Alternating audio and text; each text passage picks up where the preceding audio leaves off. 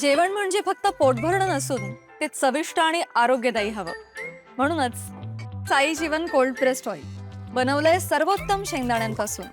ना केमिकल्स ना उष्णता. एखादं प्रकरण पुढं करायचं असेल त्यावेळी किरीट सोमय्या ते तारण हरतायत भाजपचे.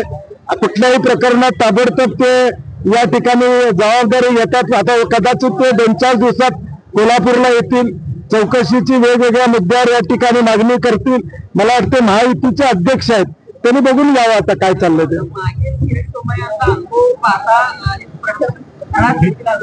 नाही, मला वाटतं मुळात शिवाजी पाटलांच्याकडे विषय कुठले आहेत की ईडी पर्यंत चौकशी करावी, असे काही विषय आहेत का, मुळात ते समजून घेतलं पाहिजे. आणि माझी त्यांनाही विनंती आहे की संस्था बदनाम होता कामा नये याची दक्षता आपण घेऊया.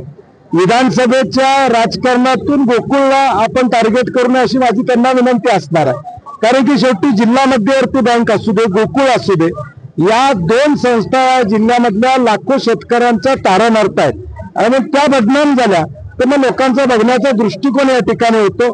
आणि ऑलरेडी संचालक मंडळात आमच्या उलटे निवडून आलेले 4 लोक आहेतच ना, ते प्रत्येक बोर्ड मिटिंगला सह्या करतात, त्यांची हाजरी आहे बोर्ड मिटिंगला, अजेंडावर त्यांची सही आहे, जे ठराव मंजूर झाले त्याच्यावर सही आहेत. त्यामुळे मग त्यांनी काय बघितलं नाही का असं म्हणायचं आहे का त्यांना?